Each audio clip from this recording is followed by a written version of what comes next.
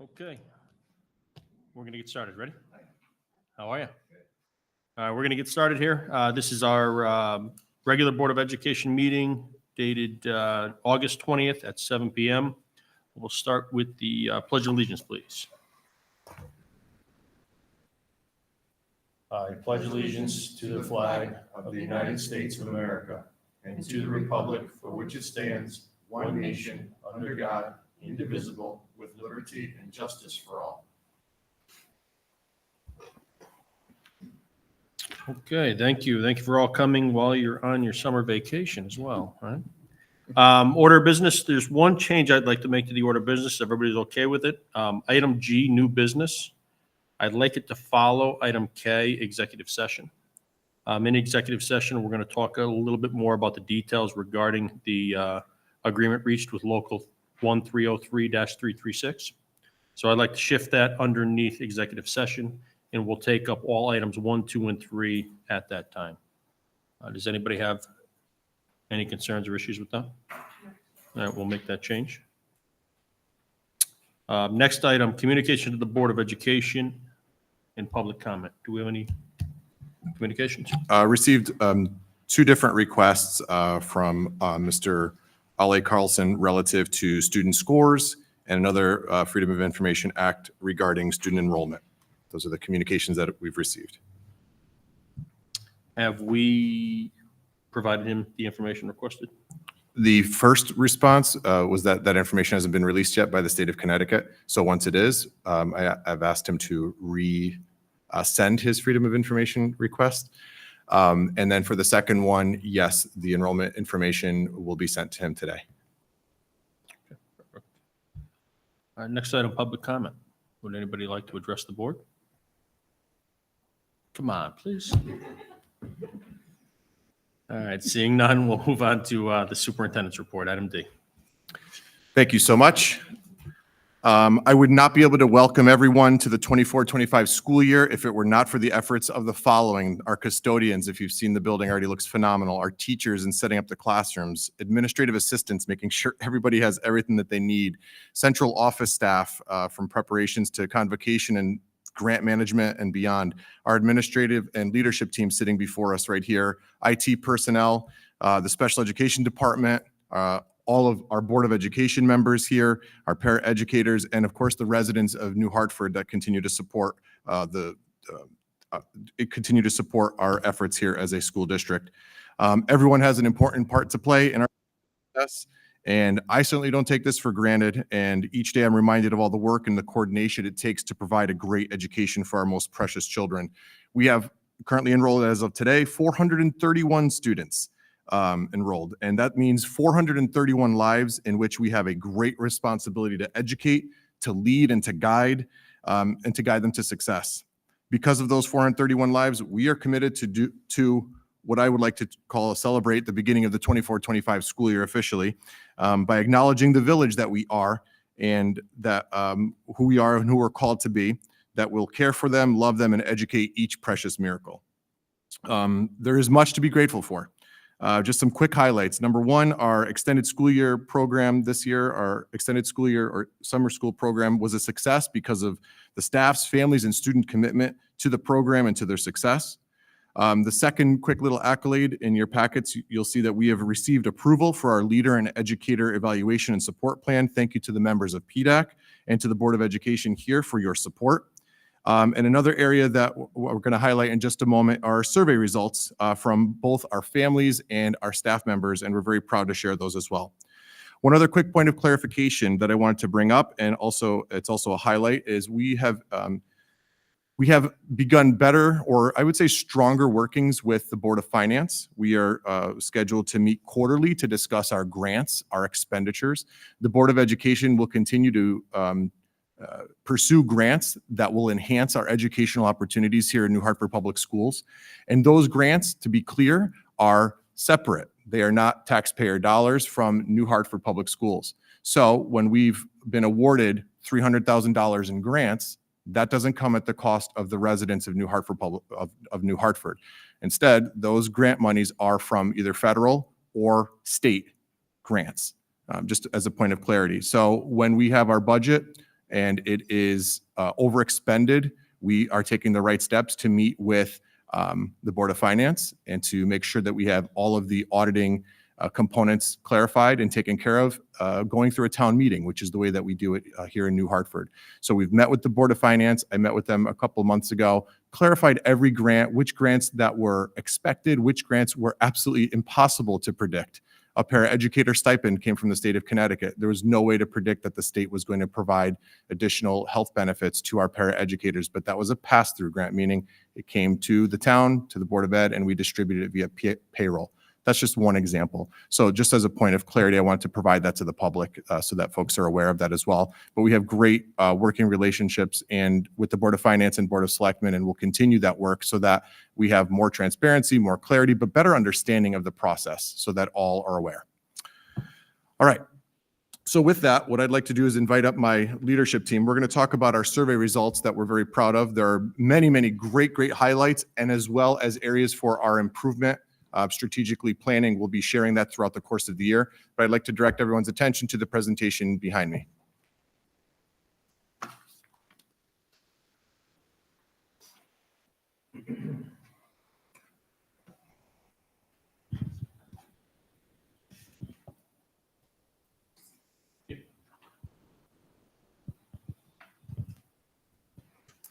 Oh, thank you very much. Check, check. Good to go. All right. Our survey results demonstrate the strength of our school district. Parents, staff, and students have shared their voices, which provide us with a measure of success and measures to improve upon. We are very proud of these results. So without further ado, I'll pass it off to Amy, I believe, is kicking us off with our family. Yep, here you are. You're welcome. Okay, I am so excited to share the family climate survey results with you. We have so much to be proud of. Thank you to the board, to the staff here, to our teachers, because you're going to see some really favorable results when it came to our family survey this year, or this past spring. We had 152 families respond to the survey this year, which is just on par with our typical participation rates. And in the next couple of slides, we're going to just see how our families are feeling about the school. So here you see that we have so many of our families are feeling very favorable, either agree or strongly agree that our schools are a safe place to be, that their child is excited about learning, that they're feeling comfortable reaching out to their child's teacher. So this is great, and keep going. Thank you, Mr. Susan. And again, just continuing on with this like really positive results that we see in terms of our school environment, that we are creating a place that's supportive for students, that's inclusive as well. Thank you.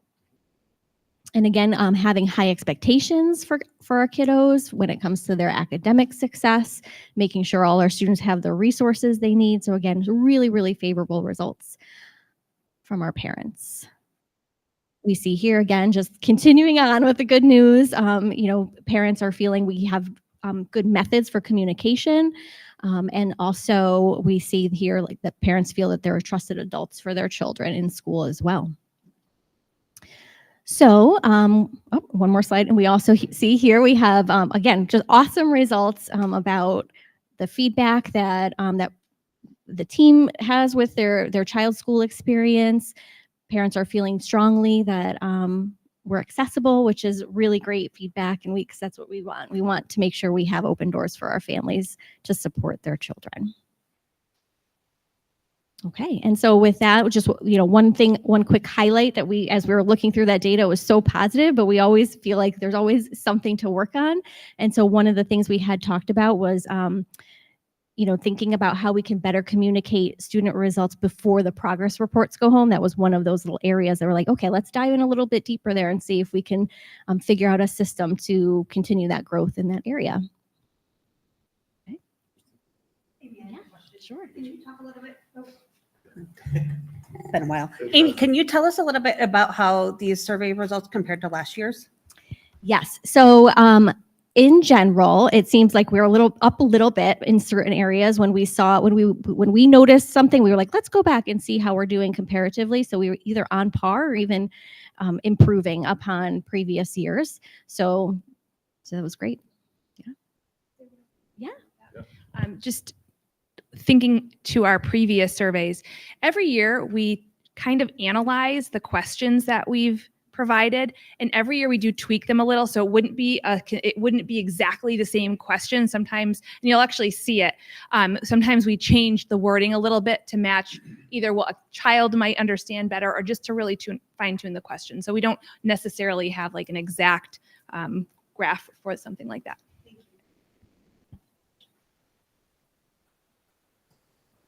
You said there's 150 families that responded. How many families in total are there?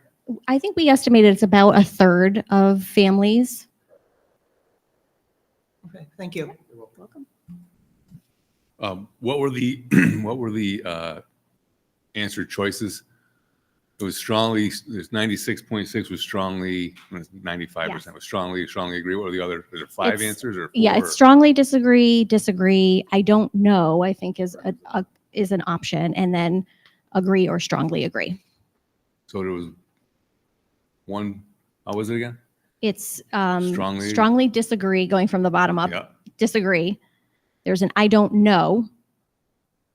Agree, and then strongly agree. Okay. Yep. So this included the agree and strongly agree responses. Thank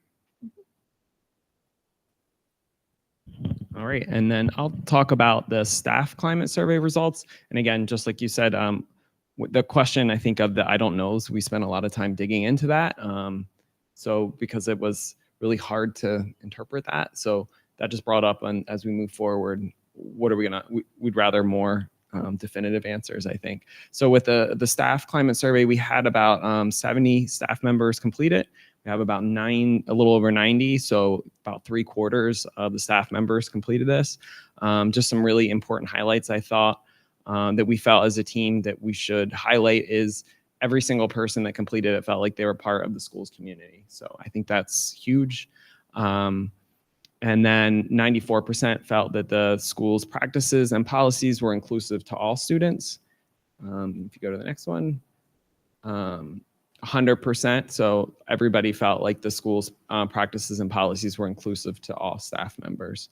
And another part that I felt was really important to highlight is that every single staff member that completed the survey said they felt like they had at least one administrator that they felt comfortable talking to if there was an issue. So again, great results.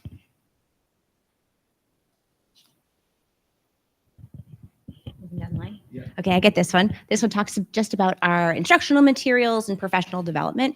So you'll see that 100% of our staff feels that they have access to high quality instructional materials. And that has been something that we have spent a lot of time and effort ensuring that all the materials that we put in front of our students are of a high quality, whether it's an English language arts program, our current math program, any of those supplemental pieces that we put in front of kids, we're always ensuring that it's of high quality. We're getting feedback from families and staff members as we make these choices and selections. So that's a really important point. And then that the board supports just the budgeting of these pieces is really just greatly appreciated. I was going to ask about the teacher evaluation. Yeah. piece. Were you gonna Yep, talk I about am, that? yeah. Okay. So you'll notice that there 81.8% is about professional development, and the 87.5 is about our current, so the 23-24 school year, last school year. So not as favorable as some of the other percentages. However, based in our new evaluation plan that's going to begin in the fall, all of that is based on professional growth of the educator. And so their professional learning needs to be directly in alignment to their professional growth. So as they develop their goals this year, we'll ensure that they have the time and resources to have the professional learning they need in order to support their goal progress. Yeah, my specific question was going to be for the 87%, is it the current approach? And they're Yeah. talking about the old process Mhm. and not the new one. So Yeah. okay, that's what the target is. Yes, yes. So I do anticipate that that will increase over time. This is our first year rolling that out. So probably some kinks to work out as we look through that, but we'll again use those survey results. The PDEC committee will also be part of that review and reflection process. So we'll have time throughout the year to make those adjustments. And And then the other piece, and would go around professional development, is that this year is the first year that we included all of our paraeducators in a number of our professional development days, because those paraeducators are involved and with our students day to day supporting them. And so we felt very strongly that they participate in all of our professional learning so that they could also best meet the needs. So again, these results are coming from classroom teachers, special area teachers, special education, paraeducators as well. So again, as we look, that might increase for that. And then a little shout out to technology. As of right now, all of our classroom teachers have Promethean boards. Special areas, special education and pre-K over the next 2 years will kind of finish that process to ensure that they have access to that technology as well. And then the last piece of this, again, positive, about 97% of the staff in the school feel that they can collaborate and support one another for that positive school experience for all. And then the piece that we're all looking at is the 67% believe that the school effectively addresses behavior issues. If we look at last year's results, it was about 60%. So we are moving in the right direction. Again, this is when we ask about effective behavioral issues, it's a very subjective, what is significant, what isn't. This also includes all of our students, so even students with severe emotional disabilities. We have had a couple students that have needed to be outplaced because of this. So it could also be highlighted in that. It also shows that, our current system of discipline isn't effective for every student. And again, we're exploring different ways and looking at more professional development and more development in that area. Was there anything else I wanted to say about that piece? Yeah. Sorry for so many questions. Do you ask that question of the parents? There's something similar. But the question that you said about the parents was more around bullying. Would this seems more around like just general behavioral issues, which may not be? Yeah. I'm just curious, like When we delved how a the little, parents are dealing with this. yeah, this is the staff perception, right? And so when we delve into this a little bit more, what we heard was, yes, we're addressing it. Yes, we're doing things in the school system to support the kids, but their behavior isn't changing. So they're still getting in trouble. They're still doing things the same way. So that was when we really delved into some of the very specific questions and the comments that they had, and even exploring it with, I know that we explored it with some of the staff members, really trying to understand what that entailed. And it wasn't that there wasn't effective behavior management, and it wasn't that we're not doing it or addressing behavior. It's just that the students' behavior wasn't changing as a result of what was put in place.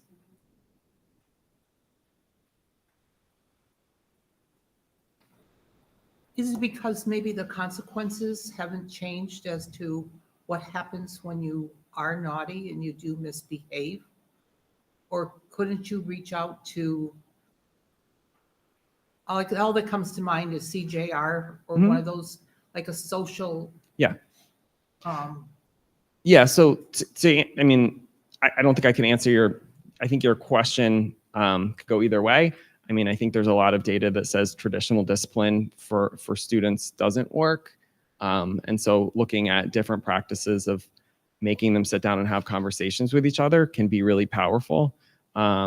We've also looked at the support that we provide students in terms of behavior concerns. So yes, this past year, all the mental health staff really focused in our tiered support system of making sure that it was clearly outlined, so that if there was a need for a referral for CJR or something like that, that was addressed. So I think we're going about it in a lot of different ways. I'm not talking about a referral, but there are those people, and now the word's not coming to mind, that you can go and talk to and ask for help. Wouldn't you ask them for other ways to deal with this child or children that are misbehaving? And bullying or whatever they're doing wrong and that's not changing? I mean, maybe there's something that they know of you that you could do that you haven't thought of yet. Yeah, and I think, I mean, there's obviously, we can always learn and we can always figure out better ways of handling student behavior.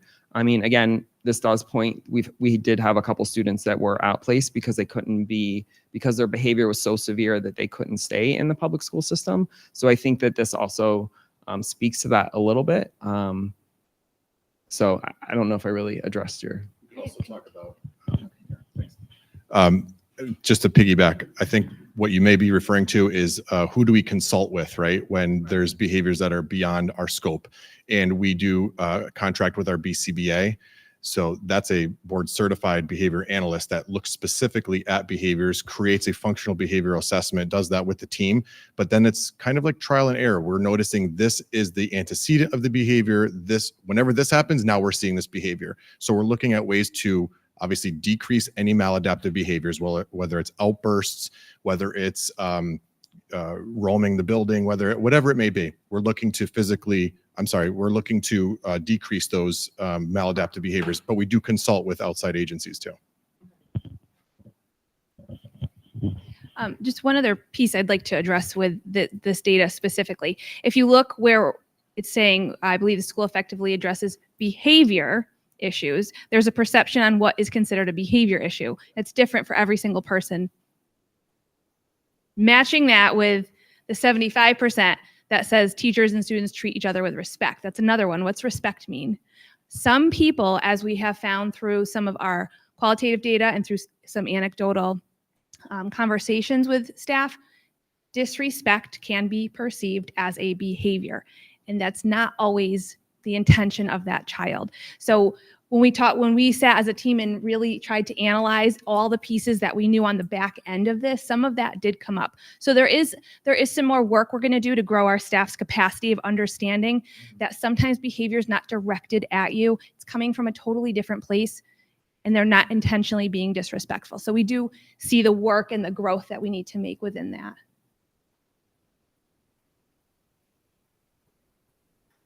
So when I read that question regarding this, these are the exact questions presented in the survey. Mm-hmm. So teachers and students treat each other with respect. So I guess the intent of that question would be teachers and students, not teachers and teachers, students and students, and then the cross mingling of those groups. Mm-hmm. So that's, I guess you could probably drill down on that statement a little better, maybe. We did. So previous surveys from previous years, we did have two separate questions that staff treat students with respect, and then students treat staff with respect. I can't remember if we switched that last year or just this year to combine them. I'm talking about students treat students with respect, Mm-hmm. and then teachers treat teachers with respect too. That's right. When I first read that question, that's what my mind went. Okay. Mm-hmm. So I'm just wondering, there's not really any way to tell if there's a staff problem, if there's a student problem. Right. Which direction is that? I got you. Yeah. Yes. Yes. Ready? Okay. So our student climate survey results were distributed to all of our 3 through 6 students. Okay, and we're so proud of this. The percentage of students that strongly agree that they enjoy coming to school is 95%. That I'm so proud of every single person in this district, the parents, everybody. This is our collaborative work. Kids like coming to school. Something I'd like to point out, which Kristen, we had just talked about, is each year we try to fine tune our questions. A couple of years, we asked our students, are you excited to come to school? That one word gave us a 50% positive response. Maybe they really felt that way, but if you think about it, that's how much we really are trying to capture the feelings. A climate survey is intended to capture how you feel. So when we think about what feeling word we're using, we're trying to be very cautious and intentional with what we're asking. So they do enjoy it. That's really great. We're super proud of that. Another component of our student survey is we did ask a qualitative component. They got to answer whatever they wanted, okay, about what would improve the climate here. And of course, there were some funny responses, as kids like to do that. But what we were able to extract in large doses were some of these top 3. They are interested in more field trips. They're interested in special clubs and activities and extra recess equipment. Anything on that? Okay. Excellent. Questions? Yeah, were the questions on the student component? Okay. How many children were there? Like 400? So at my No, that's like school, three- it's Two. approximately, so approximately 250. Yeah. We gave this in school during the day, so I would say pretty close to 100%. All right, so in the springtime, we're going to be, again, taking a careful look at the intentionality of our climate survey and putting it into kind of codifying it with our climate plan that we have in district. The legislature has come out and said, hey, every district needs to have a policy, every district needs to have a plan going forward. And our goal in all of that is obviously to create a school environment that's based on the community members' feelings, like Kelly just mentioned, of belonging, a feeling of belonging, emotional and intellectual, and even physical safety and support as well. So this is kind of where we've encapsulated our work now. We're going to continue doing our climate surveys. The intentionality is obviously going to be driven and a little bit more parallel with our climate policy for our district and for our schools individually. That is all. Any other questions from the board for our presenters? If I could. So as I see these results, they're fantastic, right? These are great results that we've received. And as I look at a high achieving district, we're looking at items that are in the 60s and the 70s and even the 80s, right? What plans do we have right now? Is there an action plan that the administration has created to focus on those items that are, what I'm going to say, sub 90s, as well as maintaining those that are in the 90s? So I'll speak over generalization. I'll pass it on to my colleagues.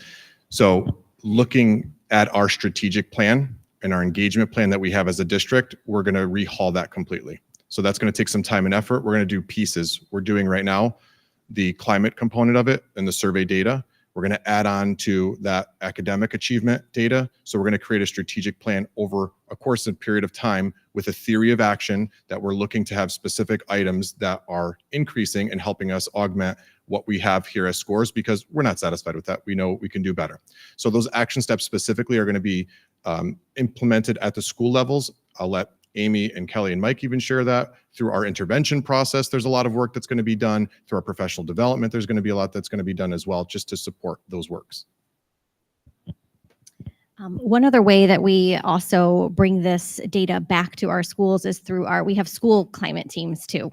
So this is something we'll be going over with the team collaboratively to continue to increase all of that awesome collaboration that they already feel and sense. So part of this work is also bringing this back to our staff and working together and saying, how could we do some of this? So before, when I mentioned sort of one of those areas that kind of stuck out to us as we were kind of looking through the data as an admin team was, that's interesting that some of our parents, or we're not quite in the 90s when it came to some of our parents feeling like they knew what their child was going to get on their report card. And we're like, wow, that's something that's very actionable. We can definitely figure out with our staff, like what kind of system that we can put into place. So that would come through that action plan work. So any other thoughts? I have one quick thing, just because this is really exciting. Through Ed Advance, they're actually providing us with the best mentorship possible. It's with Dr. Judy Palmer, and she is just the guru of positive climate, and she'll be supporting us with that work. And I just think that's such a great partnership. Very good. Okay. Anything else from the board? Okay. All right. Thank you so much, team. Appreciate it. I'll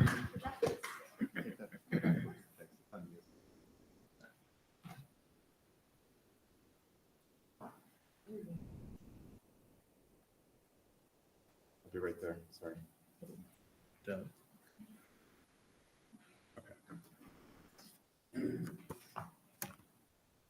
All right, so those are all of my elements for the superintendent's report. We're super excited about opening our doors on Wednesday of next week. We're looking forward to convocation as well on Monday, and officially, starting the school year with our staff and getting them ready and excited for a wonderful school year that we will have this year. That is all. Excellent, thank you. Next item on the agenda is the Board of Education Chair Report. The only couple of things that I have here, again, I welcome everybody back. I hope everybody had a great summer. We haven't seen each other for a little bit. Looking forward to the next school year, right, for the 24-25 school year. The item that's listed below is the social media policy etiquette. We kind of push this each meeting, trying to get everyone here at the meeting. Megan could not be here today, but Deirdre is on remotely with us. So I would like to discuss this today and kind of go through why it's on the agenda, why we're bringing this to the board, and really have a discussion surrounding social media policy and etiquette. So to start with, the policy was included in the Board of Ed packet for the last couple of meetings. It was included again. I hope everybody had an opportunity to read through that. I'll kick off the discussion if it's okay. Kind of my thoughts surrounding the social media policy and etiquette and being a Board of Education member. So I'm not a big social media person. I'm not on Facebook other than creating a Facebook page for this Board of Education. So I don't post a lot on social media. I don't review social media. So I don't have a lot of experience in the realm of Facebook or any of the other social media platforms. I would like to start by saying that part of the policy, as you'll read, and part of what our responsibility is that items that are discussed at these meetings, they are public, right? Items that are discussed on, the Zoom calls within these meetings with participants here are all public information. As board members, and we've had this kind of conversation before, there's other information you learn through the committees of the Board of Education you all serve on, right? Everybody's on different committees, but you learn information that may not be public. We go into executive session, and we have one tonight. There's information within those executive sessions that is not public information. It's not to be shared with the public. It's not to be shared on social media. Whether it's yourself, again, a family member, a child, whatever it might be, we just need to be very, very cognizant of our duty on this board to keep things confidential when they become confidential.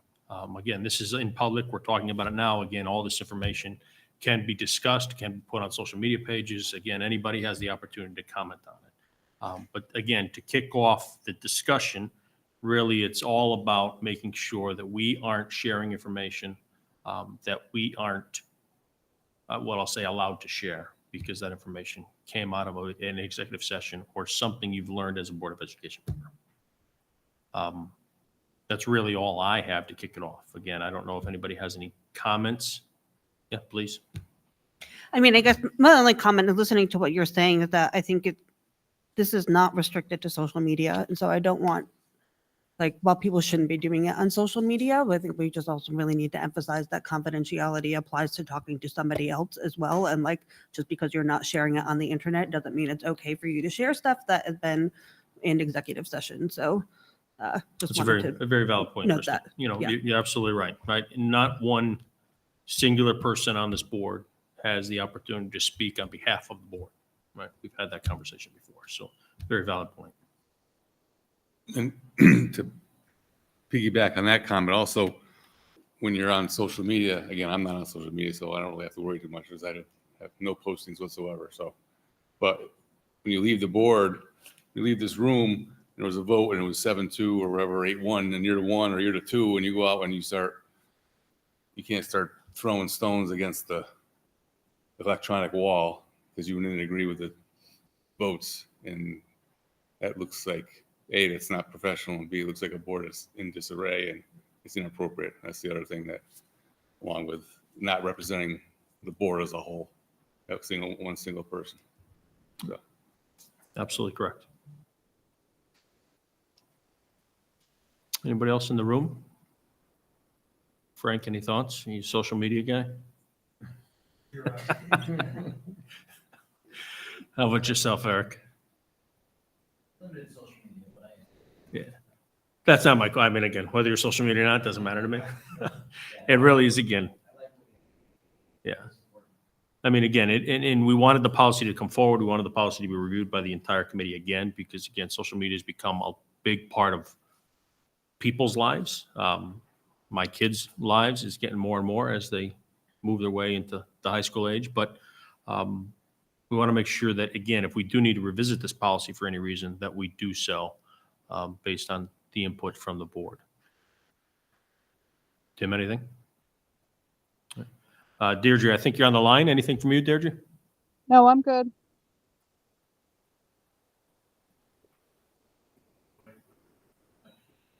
Oh, no. I'm not able to speak. I'm not on.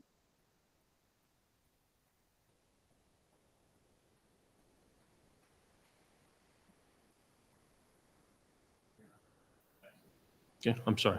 You're to my right, so I didn't address you before I addressed Deirdre. That's okay. Because everybody's in front of me. Do you have any comments or any thoughts? I'm sorry.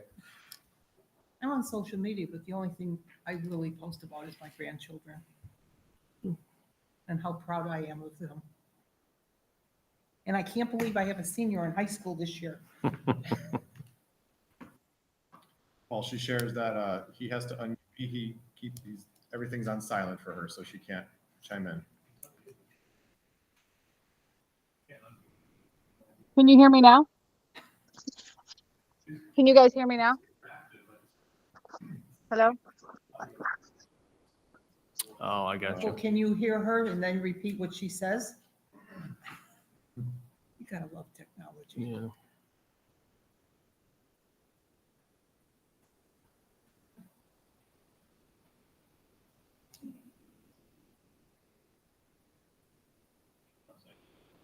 Oh, that's too bad.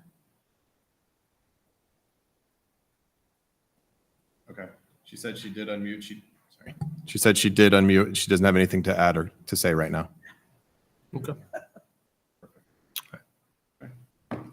Okay.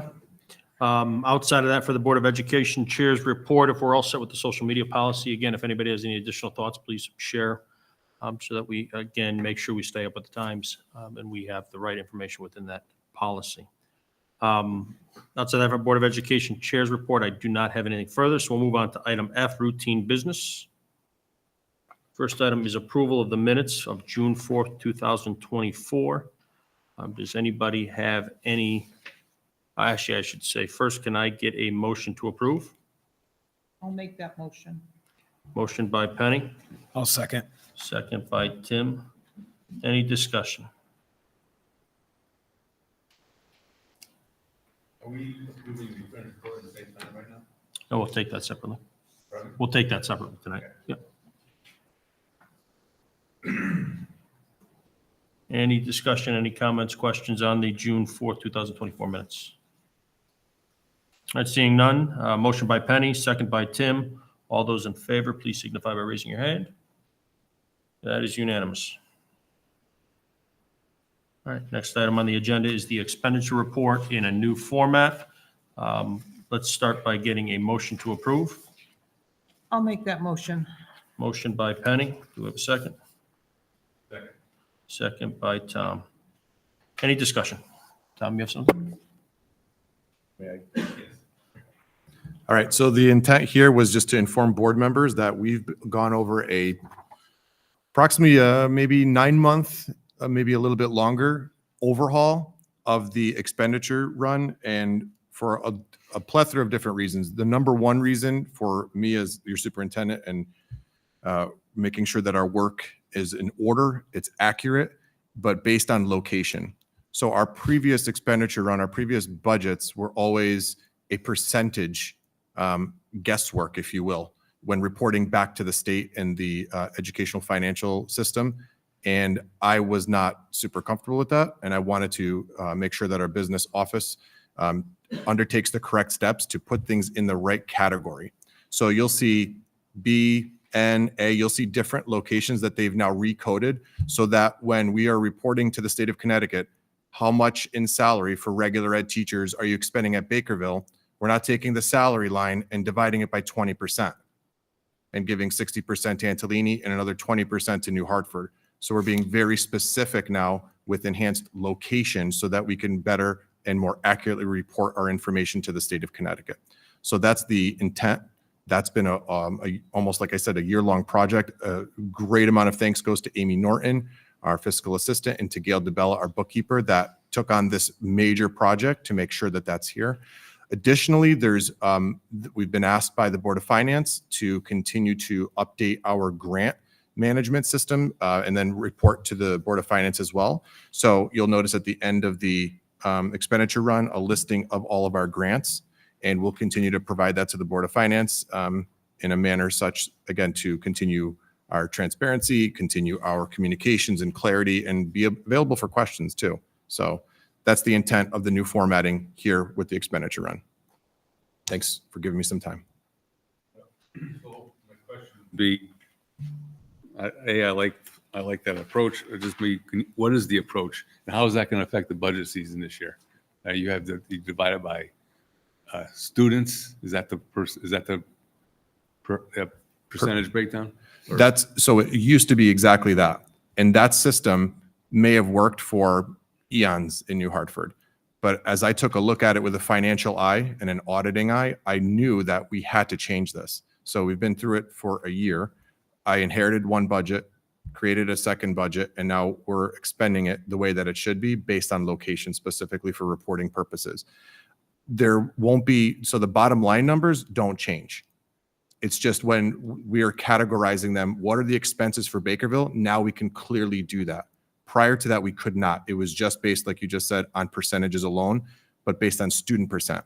So maybe there's 61% of the students enrolled at Antolini, and then 19% at Bakerville, and the remainder at New Hartford. And it was more or less guesswork, which I was not comfortable with, because it was just a conjured number based on student enrollment at each building. That should not be the way that we're reporting. So now we're in a new format where it's location based. So teacher A that works at Bakerville, that salary will be reported accurately in the EFS system. The overall salary number, though, does not change. So where people are in their steps, contractually, that bottom line number is still the same, but now we are better able to break it down to report it more accurately. That's the intent of this. So no other implications for the budget. So how would you do something that isn't, like, for instance, repairs or curriculum materials? Those are all broken down now by location of where they're needed. How is that gauged, though? How do you know where it's needed? Yep. So working with the administrative team and the custodians, for example, for maintenance, they will communicate that information to me to be put into the budget. But then I take all three amounts and have one singular amount in our budget that we will prepare this spring or fall into spring. So the total number doesn't change, Tom. It's just the locations of where these monies are being expended so that it could be accurately reported. So I'll give an example of $1 million for salaries. If $500,000 was being spent at building A for Antolini, that's now able to be coded and noticed. But the amount of $1 million for all salaries does not change. It's just the way that we're reporting it. So it's accurately reflecting the staff and the material costs, the operating costs for that particular building versus it just being what it was a student ratio percentage prior to that. So that's the intent with this.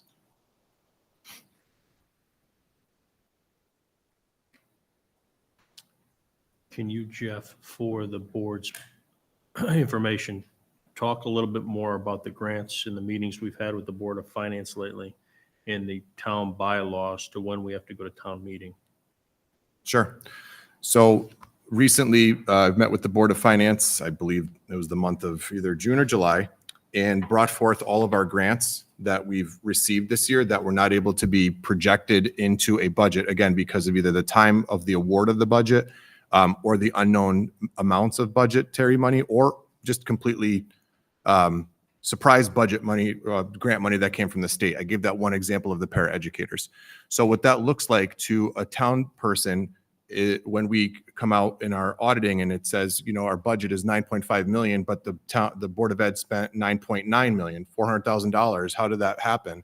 The $400,000 was specifically grant monies, not any expense, again, to the taxpayers of New Hartford. Those grants are pursued, but then when they notify us of those grants, it's past our budget time. So there's no way to put it in and project it accurately.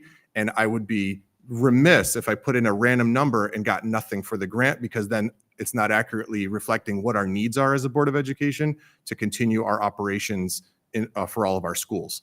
So some of those grants, like I said, we applied for them. Sometimes we get them, other times we do not, but the timeliness of them is very difficult to predict. So the auditors had made a distinction that, hey, when you are overexpending the town ordinance or the town, is it the charter or the ordinance? Probably Charter, bylaws. something whatever like it might that, requires us to go before the Board of Finance, make an explanation to them and have them motion to put it at a town meeting so that the people can understand that it's not an expense occurred with additional tax monies. It's not coming out of a general fund. It's monies that were unpredictable that came to us. And that's a good thing. That's a very good thing. We've been able to attain mental health support that way. We're able to take care of paras and help them with offsetting their healthcare costs with the salaries that they have. There's been a lot of great things that we've been able to add to the district at no cost to a taxpayer here in New Hartford. If we did not pursue those grants, it would be the opposite. Instead, we'd be asking for a lot more money during the budget season to take care of our kids and meet the needs of our students, but we're able to do that through grants. So the way that we we've constructed a method that we're going to meet quarterly with the Board of Finance. Our downstairs, our business official downstairs, Kim, her last name escapes me right now. Aaron's. Thanks, Kim Aarons. Appreciate that. Is in communication with Amy Norton. So when monies come in from the state, then there's, because sometimes we have to decipher codes that we don't understand and then contact the state and find out what that grant money is for. And then it's transferred upstairs. So that's one method that we've improved upon our communication. Janet Terenzi, my executive assistant, also keeps a very detailed report of every single grant that we've shared with the Board of Finance. I would be more than happy to share with the Board of Education as well. In terms of we receive a grant, sometimes they're 3-year grants where there's 3 buckets of money that you're utilizing and you're in different budget seasons. Sometimes you're trying to close out one budget from the year prior, you're living in a budget, and then you're constructing another budget. So you have to balance some of those monies that come in as well. Some of those examples are REAP, which is a rural education grant that we receive every year. There's Title I monies for low income. There's special ed grants that we receive, EDU 611 and 619, I believe, are the 2. So there's a plethora of grants. Some, again, are predictable. Those are in the budget. If you look, they're very clearly labeled in red. Now, the ones that we've applied for that we didn't hear back from in time, that's where there's the over expenditure. I'll put that in quotations, but that's categorized by grant monies that we've received to then augment and enhance our programmatic delivery for everything that we're doing here in New Hartford for our kiddos. So hopefully that clarifies it. There may be more that Tim might want to contribute. Tim's been at the meetings with me so that we continue to clarify the process and do better for our kids in New Hartford. I think the only thing I'd add, correct me if I'm wrong, is one of the fine details with the town charter or the town bylaws is that any expenditure that exceeds your budgeted amount, whether it's an incoming grant or an outgoing cost, by $20,000 requires it to go to town meeting. So you'll see in our next town meeting, these grants are going to be listed there. And the reason for that is the Board of Education is one line item in the town budget. So if we have a budget of, as I'll use your numbers, $9.5 million, as soon as we exceed that $9.5 million by $20,000, we have to go to town meeting. So you're going to see a lot of these grants, and this is something that hadn't been done in the past very well. We are going to have to report and be more transparent with the grants that we're receiving in the cost that we're incurring against those grants.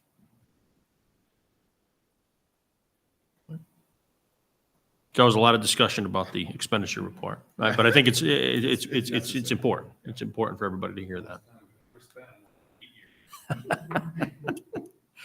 Is there any questions on that? Right?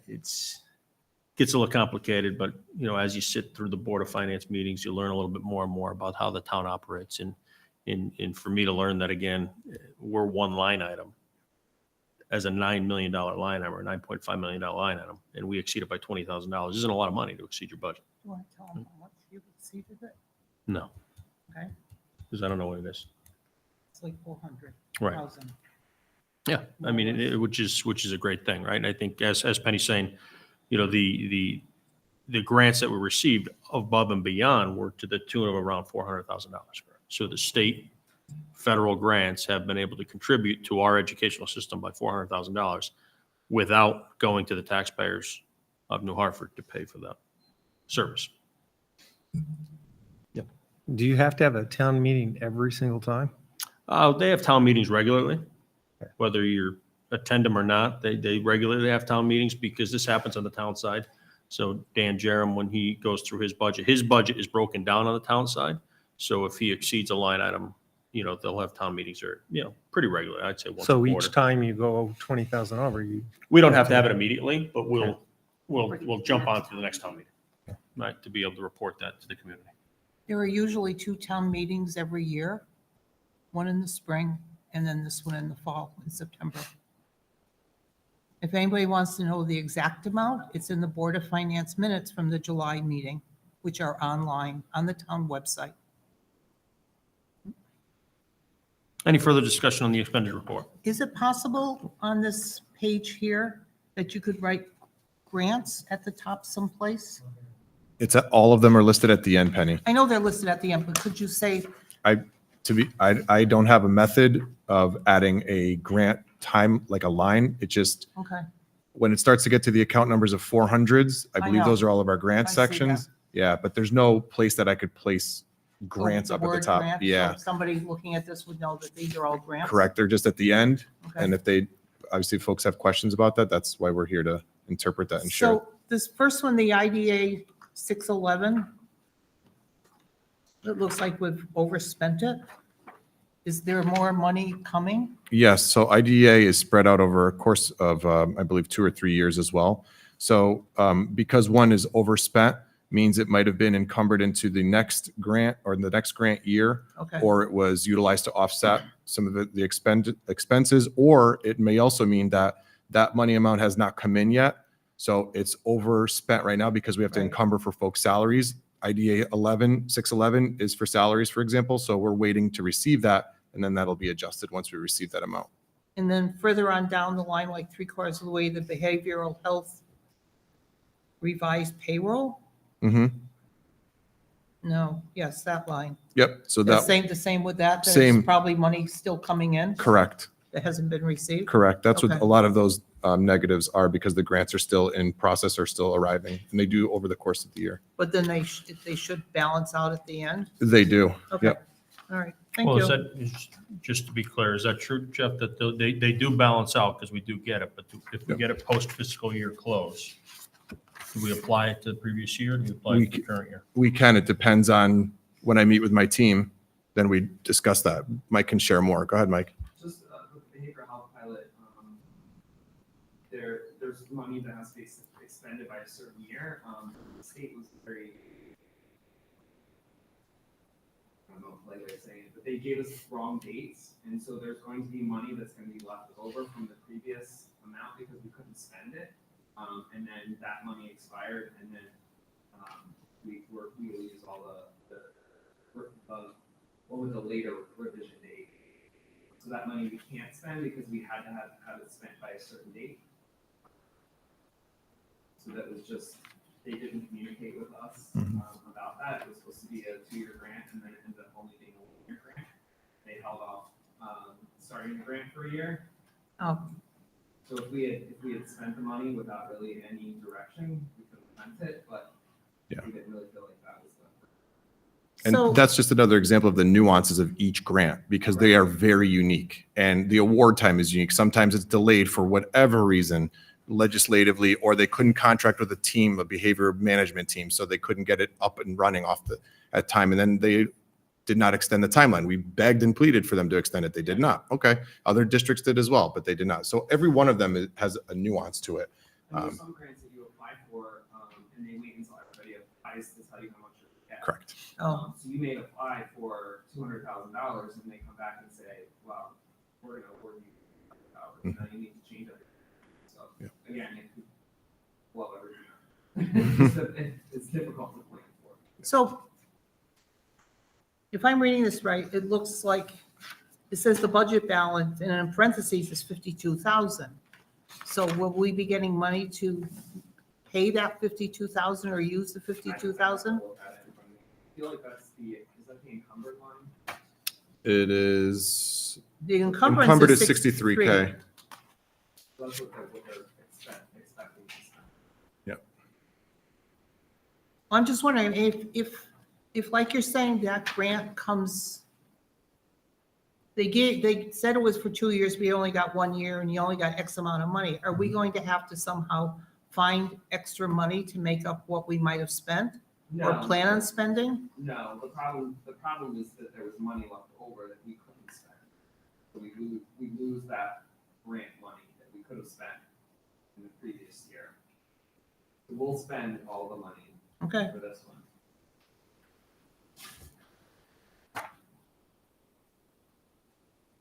Any additional discussion? All right, seeing none, we have a motion by Penny, a second by Tom to approve the expenditure report. All those in favor, please signify by raising your hand. That is unanimous. All right, item number G, as I said when we started with the order of business, we're going to move. So we're going to go to item H, old business. Chlorination system is item number 1. Take it away, or you want me to? Sure. We had this meeting, feels like a year ago, but it was 2 months ago. We had a couple of experts present to us on these various items, chlorination system. After the presentation, it was determined that there was really no need at this time to include that system into our current system. The asbestos, I'll jump down to that. We all had received a report on the asbestos evaluation at the 3 facilities. And we talked about trying to get rid of the asbestos to avoid having to do the annual inspections. Based on the experts' evaluation of what is present specifically at Bakerville, it was extremely cost prohibitive to try to remediate the asbestos at Bakerville. We're talking about hundreds of thousands of dollars. So based on that, we are going to continue with we recommend that we continue with the annual testing to comply with the requirements of the state.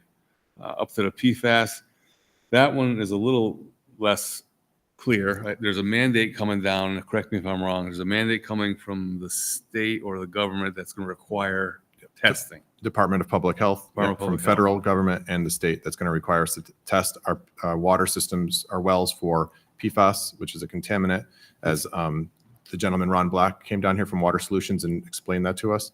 So yes, that is due by 2027. So we decided to get ahead of it, look at it next year, see where we are with it.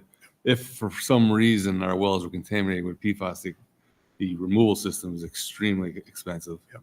So that would require us to really review some alternate paths because it's unlikely based on his presentation to us that our wells where they are would be contaminated, but we're going to recommend that the testing at $1,400 per well at 4 wells gets put into the budget for next year. Yep. Say 25, 26. For Budget season. this coming year. The budget we're going to be working on in January. So it's 1,400 times 4. Yes. Isn't New Hartford on public water, or do they have a well? Well, New Hartford's public. New Hartford. is- Yeah. But New our Hartford schools School. are. New Hartford School's public water, but Antolini and Bakerville are both on wells. And we have 2 wells at each location. So New Hartford gets the water from wherever the people downtown get it from? Well, they get it from a well too, but it's not Oh. our well. Not our well, Someone it's else's their well, which they have to test too. So- Aquarian's well now, right? Yeah. So would we have to pay them to have that well tested? That's owned by So where Aquarian the- now. There's 2 up here, or is there 3? I think there's 2 here and 2 at Bakerville. Oh. Thanks. Any questions on any of these 3 items? Do we have to motion to not move forward with this? For the chlorination as a board? No. No? I don't think we ever motioned to. Okay, that's Yep, fine. We didn't motion to move forward. Okay, great. And then again, I think the PFAS will take up at budget season. Yep. No motion, no action now. How much asbestos is at New Hartford? Or is it just all at Bakerville? There's asbestos at all 3 locations here, and New Hartford is much less than what's at Bakerville. Bakerville, from what I remember, when we were talking about the closure of Bakerville, it was everywhere. It's covered, but it's everywhere behind the walls, ceilings. Well, Yep. can we remediate the other 2 schools? It wouldn't alleviate from all the inspections. Correct. Okay. And just again, for public, Tom just mentioned it, but it is either encapsulated or monitored. It is not posing any health and safety risks whatsoever. That would be a completely different discussion that we've had here. They've been monitoring it for years. And if there's any issue with it, then we would discuss next steps. But right now, everything is, again, either covered or, and it's monitored. They're there all the time to take a look at it every couple of months so that we continue to follow the AHERA guidelines for the state of Connecticut and provide that information to them. We do that through Enviromed. Yeah, I didn't want to misspeak or say that the school is a health hazard. It's not. It's just, it's been there for years and years. It's encapsulated. It's part of their covered over during the remodeling that's been happened over the years.